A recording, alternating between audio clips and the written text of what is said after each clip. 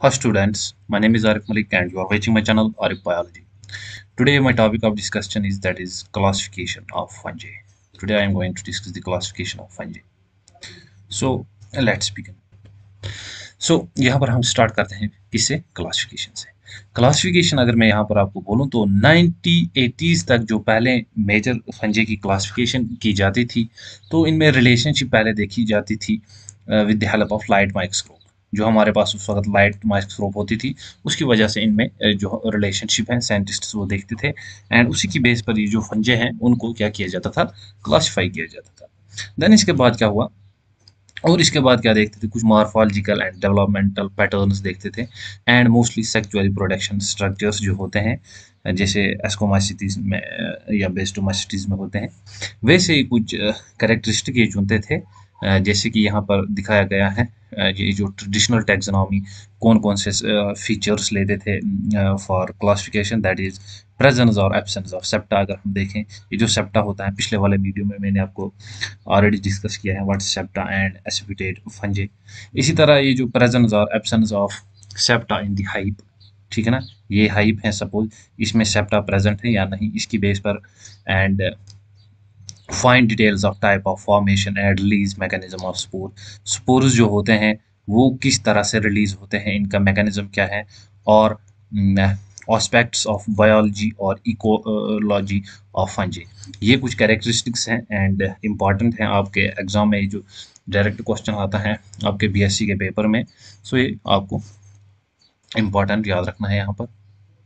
Then अगर हम आगे चलें तो आगे देखकर अगर हम यहाँ पर देखें तो इसके बाद major criteria used for the classification and the phylogeny of fungi. जो मेजर हम यहाँ पर क्राइटेरिया यूज करते हैं एंड फाइलोजेनी ऑफ फंजे को क्लासिफाई करने के लिए वो है that's the morphology and anatomical, nutritional, chemistry, carbohydrate और cell wall composition and molecular method. ये हम कुछ ऐसे ये कैरेक्टरिस्टिक फीचर्स हैं यहाँ पर जो कि हम ये टूल्स इस्तेमाल करते हैं एंड फंजे को क्लासीफाई करते हैं ज़्यादातर ये कैरेक्टरिस्टिक चुनकर। सो इनमें से पहले हम मॉर्फोलॉजी की बात अगर यहाँ पर करें तो अगर हम यहाँ पर मॉर्फोलॉजी देखें तो मॉर्फोलॉजी में हम क्या देखते हैं, basic shape and the fungal Thales हम यहाँ पर देखते हैं। अगर आप यहाँ पर देखो ये फंगल किसी लाइक एम्ब्रेला है या इस फंगल की स्ट्रक्चर देख सकते हो आप यहाँ पर आप देख सकते हो यहाँ पर एंड डिफरेंट स्ट्रक्चर। सो हम मॉर्फोलॉजी में हम पहले क्या देखते हैं, बेसिक ये जो थैलस है वो हम यहाँ पर देखते हैं। देन इसके बाद क्या हम देखते हैं, इसके बाद हम देखते हैं from colour and size, colour हम देखेंगे एंड उसके बाद हम साइज भी हम देखते हैं ऑफ एसेक्सुअल और सेक्सुअल स्पोर। आपने यूजुअली पढ़ा होगा स्पोर्स जैसे बनता है जाइगोमाइसिटीज में या अदर स्पीशीज में, जैसे आपने पढ़ा है ब्लैक कलर स्पोर्स या एक्स्ट्रा स्पोर्स या अदर डिफरेंट कलर्स के स्पोर्स बनते हैं। इसके बिना पर भी हम दैट इज ये फीचर्स हम इन टर्म्स ऑफ मॉर्फोलॉजी लेते हैं ताकि हम क्या फंजी को क्लासीफाई कर सकें। देन इसके बाद अगर हम आगे जाएं तो यहाँ पर हम देखें एनाटॉमिकल कैरेक्टर हमारा सेकंड है। एनाटॉमिकल कैरेक्टर्स में हम यहाँ पर क्या देखते हैं important, that is arrangement of hive comprising the tissue of spore producing structure. ये जो टिश्यू बनता है इसमें हाइव्स का अरेंजमेंट कैसा होता है, ठीक है ना, इसमें हाइव का किस तरह अरेंजमेंट होता है ऑफ स्पोर प्रोड्यूसिंग ये जो हाइव होता है। लाइक इसी तरह आपने देखा है एस्किया बेसिडिया, ये आपने एस्कोमाइसिटीज में एस्के देखा होगा और बेसिडोमाइसिटीज में बेसिडिया देखा होगा। इसमें क्या है, इसके बिना पर भी हम फंजे को एनाटॉमिकल कैरेक्टर्स हैं ये, इनके बिना पर भी हम फंजे को क्लासिफाई करते हैं।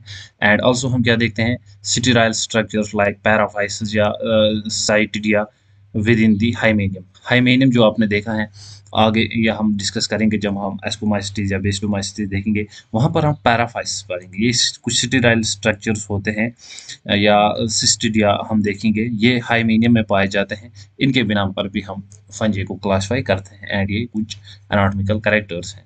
इसी तरह हम देखते हैं एनालिसिस ऑफ हाइपल स्ट्रक्चर की हम एनालिसिस करते हैं and histochemical localisation of certain compounds by using fluorescent probes and dies.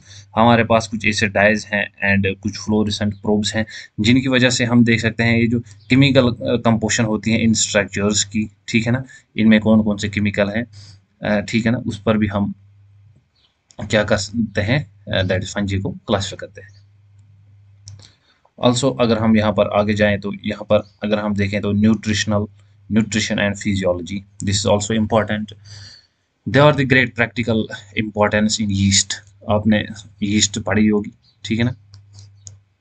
Yeast क्या है, बिकॉज ये जो होते हैं इसमें लिमिटेड कैरेक्टर्स होते हैं, मॉर्फोलॉजिकल कैरेक्टर। यीस्ट का स्ट्रक्चर अगर आप कुछ ऐसे देखो तो कुछ ऐसा स्ट्रक्चर आपको यीस्ट का देखने को मिलेगा, तो इसमें इतनी ज़्यादा मॉर्फोलॉजी नहीं होती है। सो इसको हम डिफ्रेंशिएट करते हैं on the basis of firstly that is nutrition and second that is absence of sexual sporulation, ठीक है ना। इसी तरह कुछ फीचर्स हैं यहाँ पर, वेदर ग्राउथ इज लिमिटेड और अराबिक। अराबिक कंडीशंस में होती हैं that's in place of oxygen, और anaerobic that is carbon dioxide में, ठीक है ना। इन एन अराबिक कंडीशंस जो होती हैं सिक्रोमाइसिस सर्विसेज जो करती हैं, इसमें क्या होते हैं, फर्मेंटेशन, ठीक है ना। फर्मेंटेशन एन अराबिक प्रोसेस में हम कर सकते हैं। इसी तरह ये यूटिलाइज नाइट्रेट करते हैं एज अ नाइट्रोजन सोर्स, ठीक है ना। नाइट्रेट्स जो होते हैं वो ये इस्तेमाल करते हैं नाइट्रोजन सोर्स के लिए या कोई और कंपाउंड। इसी तरह sugars, with sugars and glycosides it can metabolize, like we have different kinds of sugars, that is glucose, fructose, sucrose, ramenose, xylulose, different kinds of sugars होते हैं and glycosides ये मेटाबोलाइज, इनमें से कौन कौन से मेटाबोलाइज करते हैं इसकी बिना पर भी हम इन्हें क्लासिफाई करते हैं। What is the pattern of the susceptibility to various antifungal compounds? ये जो various antifungal compounds होते हैं इनसे इन्हें क्या रेजिस्टेंसी दिखाते हैं ये, ठीक है ना। किन के अकॉर्डिंग ये रेजिस्टेंट दिखाते हैं, इसके बिना पर भी हम इन्हें क्या करते हैं बच्चे, हम इन्हें डिस्ट्रीब्यूट या क्लासिफाई करते हैं। इसी तरह अगर हम यहाँ फोर्थ देखें तो chemistry of lower molecular weight compounds. Lower molecular weight compounds जो होते हैं, इसी तरह the term chemotaxonomy is generally applied to the utilization of the lower molecular compound in the classification and identification. So ये भी आपको ऑब्जेक्टिव आ सकता है, व्हाट इज कीमोटैक्सोनॉमी। कीमोटैक्सोनॉमी वो क्राइटेरिया ऑफ क्लासिफिकेशन होते हैं जिसमें हम लोअर मॉलिक्यूलर वेट कंपाउंड्स जो होते हैं, ठीक है ना, इनकी बिना पर हम किसी पर्टिकुलर फंजे की क्लासिफिकेशन आइडेंटिफिकेशन करते हैं, ठीक है ना। That's on the base of chemical compounds जो होते हैं, दैट्स जैसे हम काइटिन यूजुअली सुनते हैं। This approach is important to understand the lichen taxonomy, ठीक है ना, and as they are known to produce a wide variety of secondary metabolites.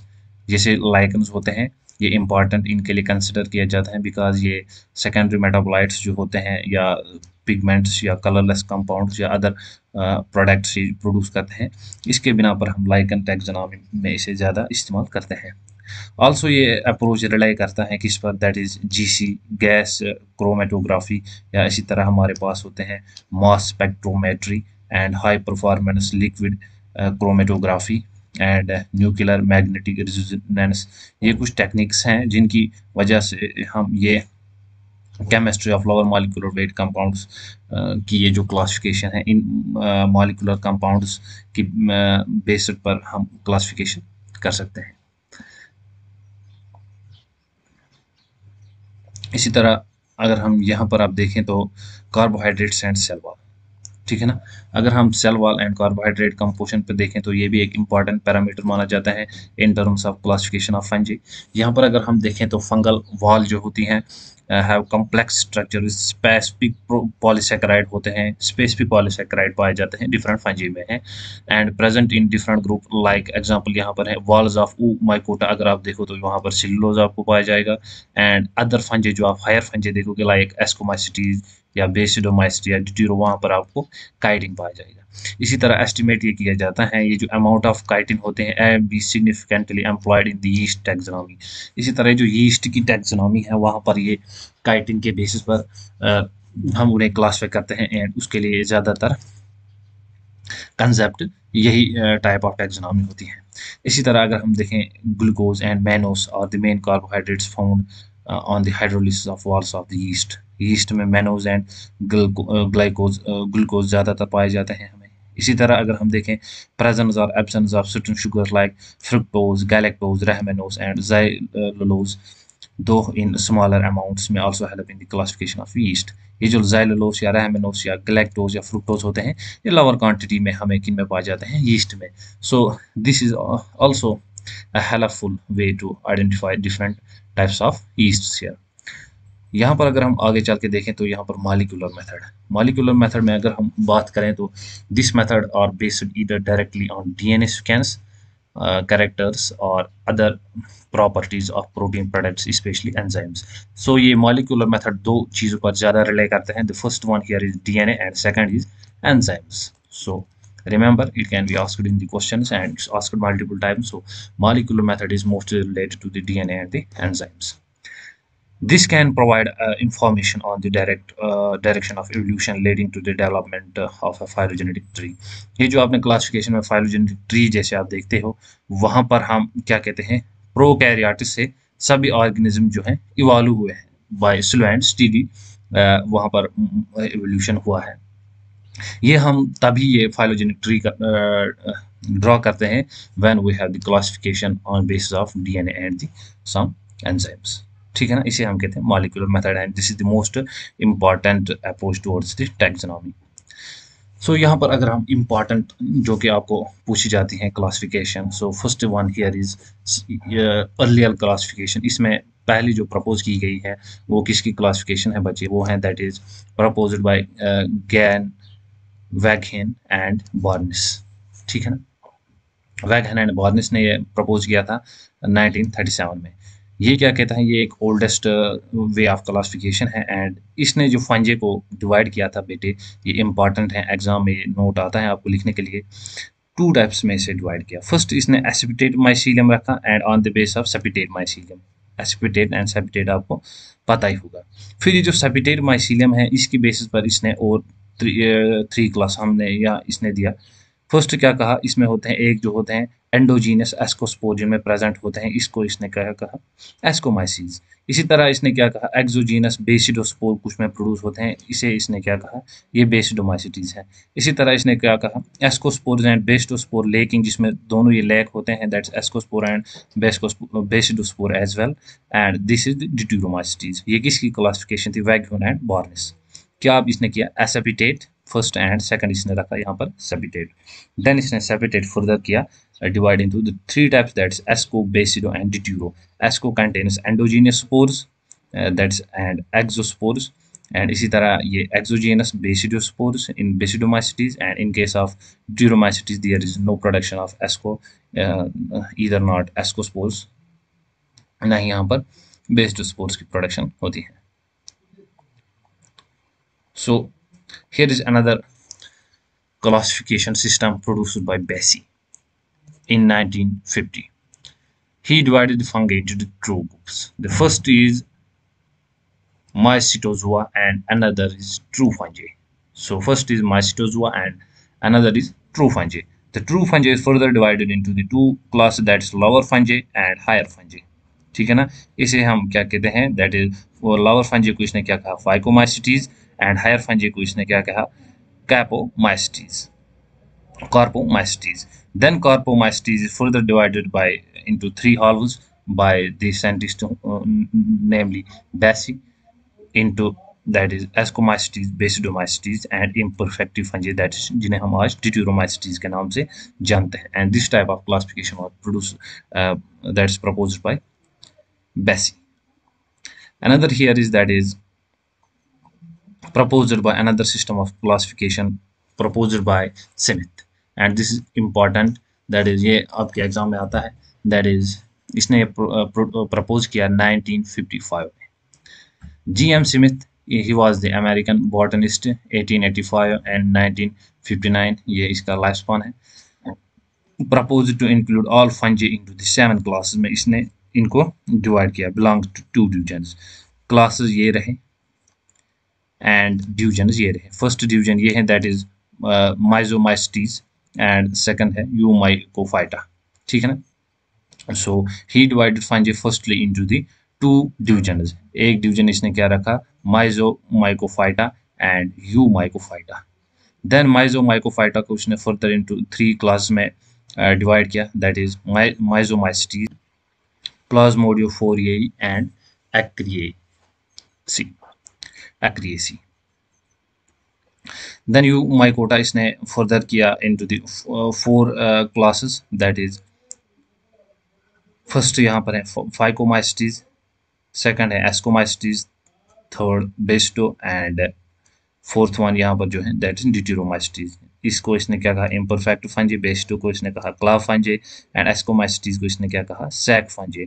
Totally इसने इनको 2 डिविजन्स में डिवाइड किया एंड 7 क्लास में इसने इन्हें डिवाइड किया।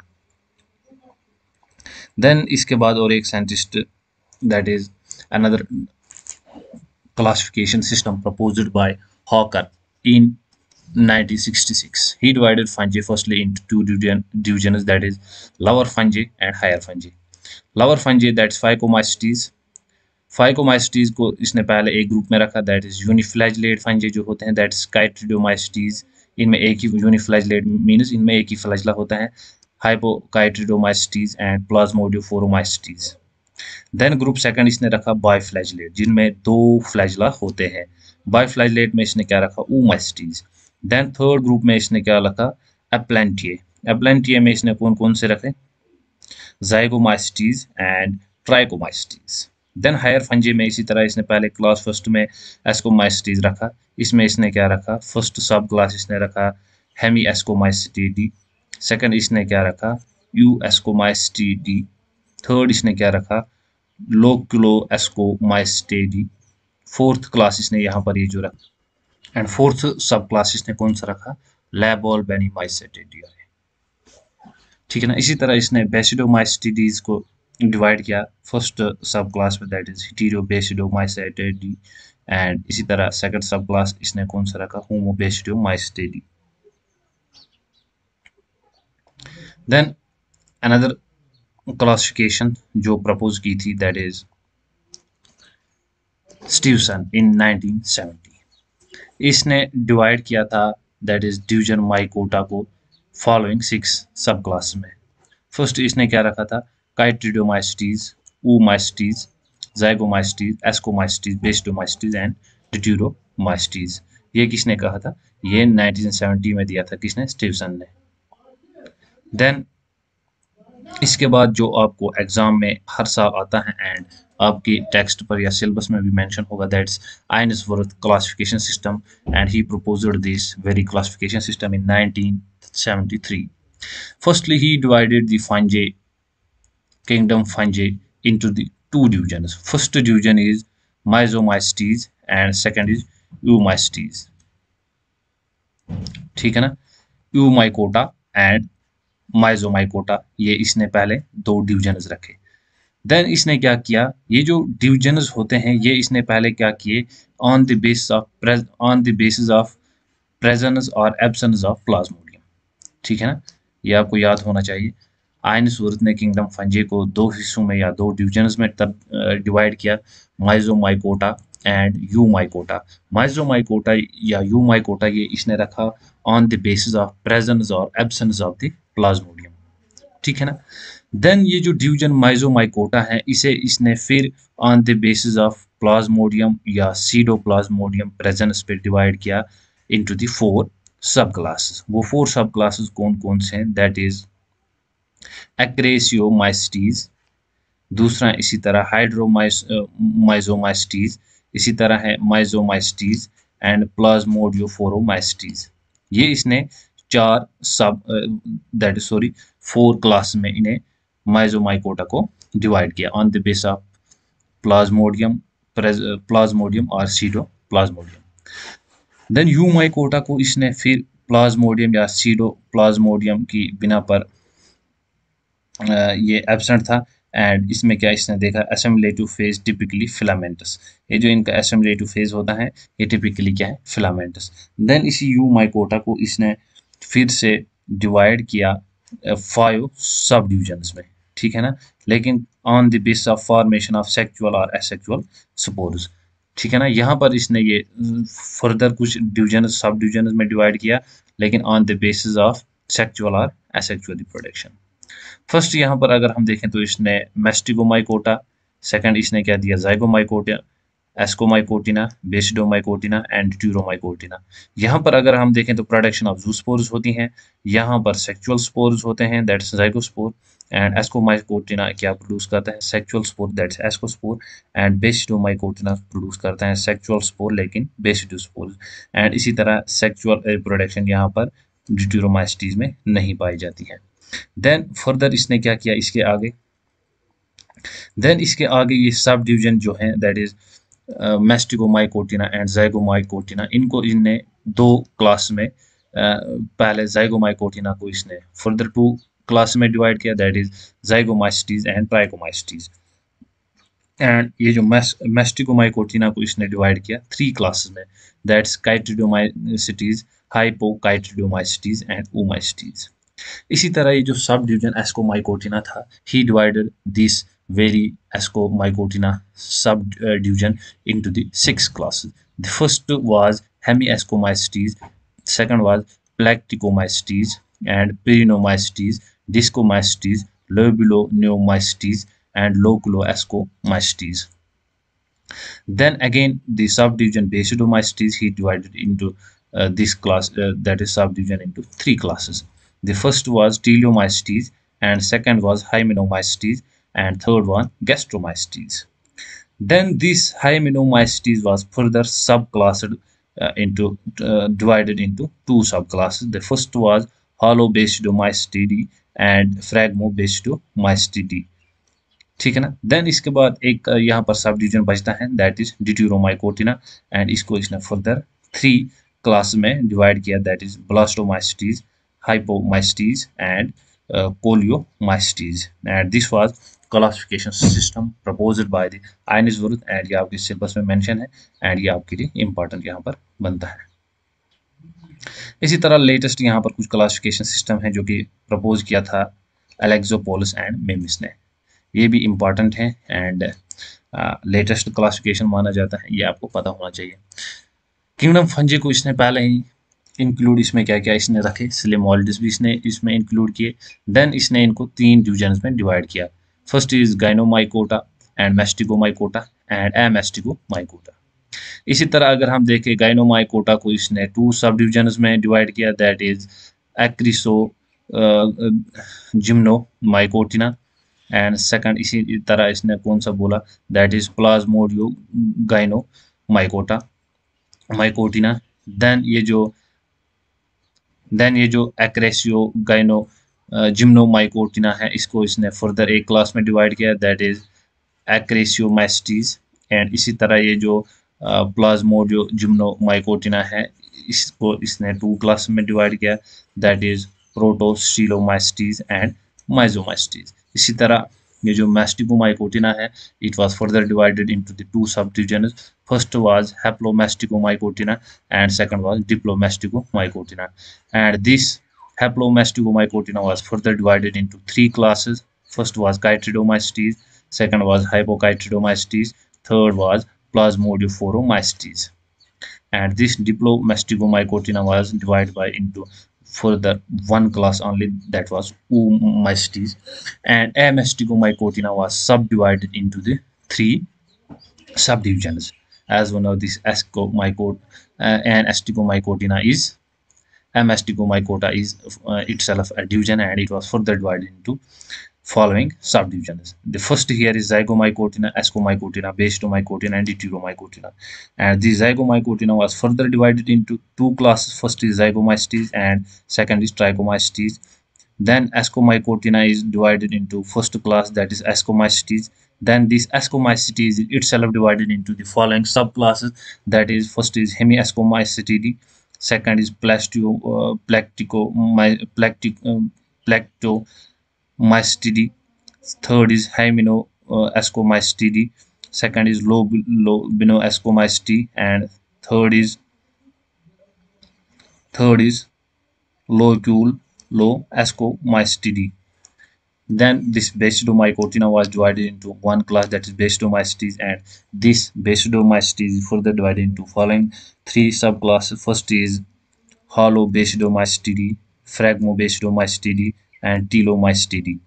Then Deuteromycotina is divided into 1 class, that is Deuteromycetes, and this Deuteromycetes itself divided into following subclasses, that is Blastomycetidae, Coleomycetidae and Hypnomycetidae. This was the classification system proposed by Alexopoulos and Memes.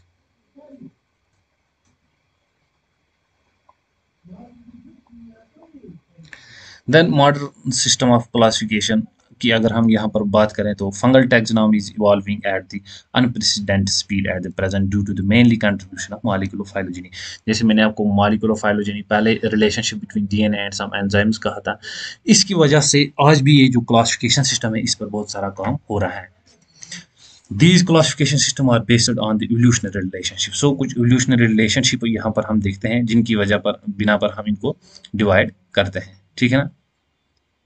First यहाँ पर इसी तरह इसको हम क्या कहते हैं, phylogenetic classification, ठीक है ना, इसे हम क्या कहते हैं, फाइलोजेनेटिक क्लासिफिकेशन, ठीक है ना।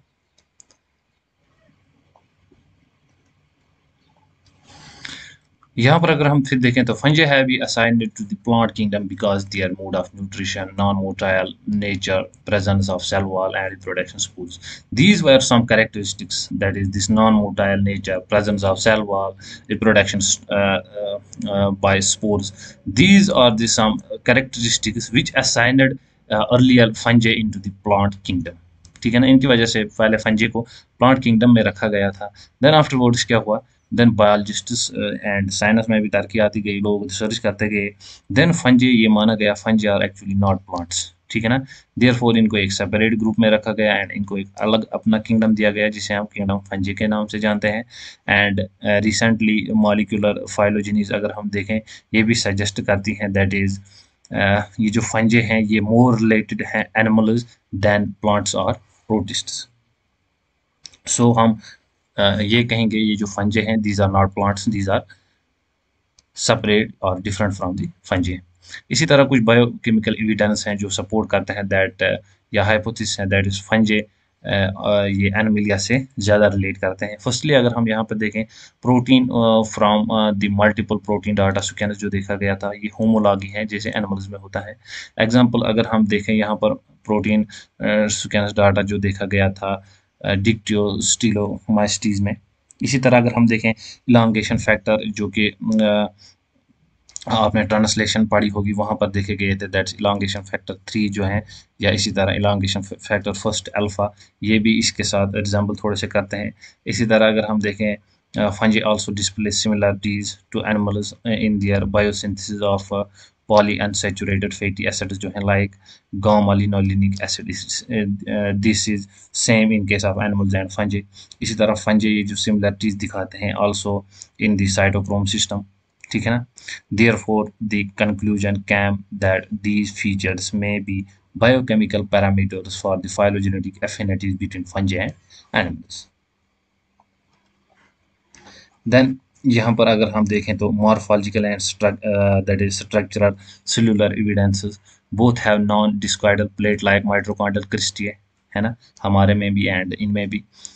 इन केस ऑफ प्लांट्स वहाँ पर क्या होते हैं, ट्यूबुलर होते हैं, ठीक है ना।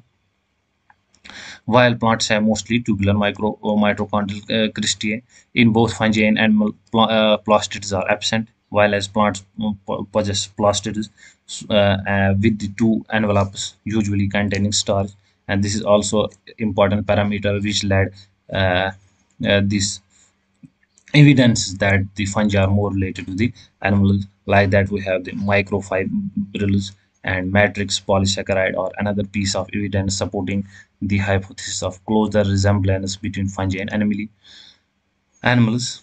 The fungal cell wall is mostly made up of chitin unbranched, that's beta 1,4 linked होते हैं इसमें, and acetyl glucose amino acids which is distinct from higher plants. Chitin is found in protozoa and higher animals too. So this is also one of the great evidence which supports that fungi nearer to animals than plants. इसी तरह यहाँ पर है there are two types of bonding in the glycoproteins of fungi that are shared with glycoproteins of animals. ये जो shared bond होते हैं glycoproteins में हमारे that's in case of animals and fungi वो सेम होते हैं, एंड इनमें ओ ग्लाइकोसाइडिक लिंकेज होता है एंड एन लिंकेज भी होता है। Unlike plants, but like animal in fungi, mitochondrial code that's UGA codes for the tryptophan, not chain termination. Same है ना? This is the also one of the parameter.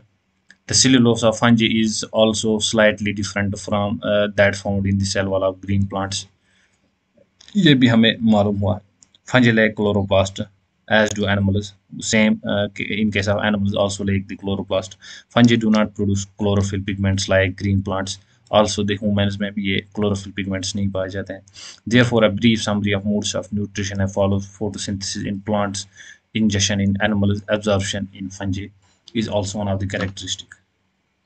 And here is big thank you